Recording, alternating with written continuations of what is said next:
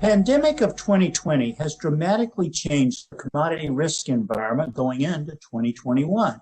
We want to review the critical risks we are monitoring for gold, copper, soybeans, and oil.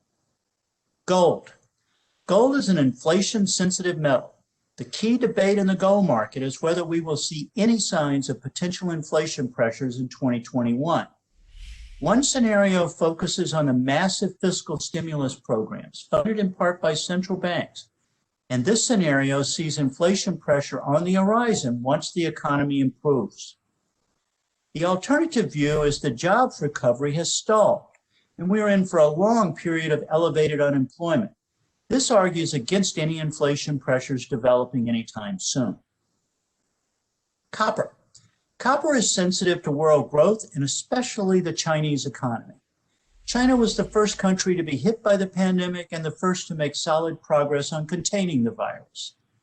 China has also poured billions of dollars through new loans into state-owned enterprises to create domestic demand and new jobs. This infrastructure spending seems to be working, and as a consequence, copper demand has soared. Soybeans. Soybeans are both China-sensitive and weather-influenced. As noted, the Chinese domestic economy is coming back quickly, and this has been associated with a sharply rising appetite for soybean imports from the U.S. and from Latin America. Another factor, though, is weather.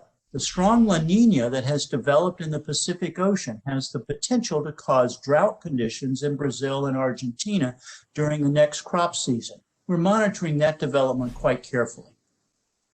Oil. The crude oil market has achieved an uneasy balance between shale production declines in the U.S. and disciplined supply from Saudi Arabia and Russia.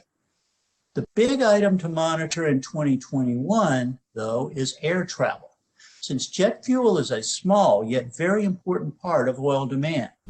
International air travel has not restarted in any meaningful way, and it probably will not until a vaccine for the virus is available.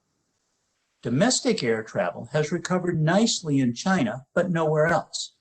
The work from home culture has meant that companies will not be sponsoring business travel to the same degree as they did in the past, even after the economic recovery has been secured.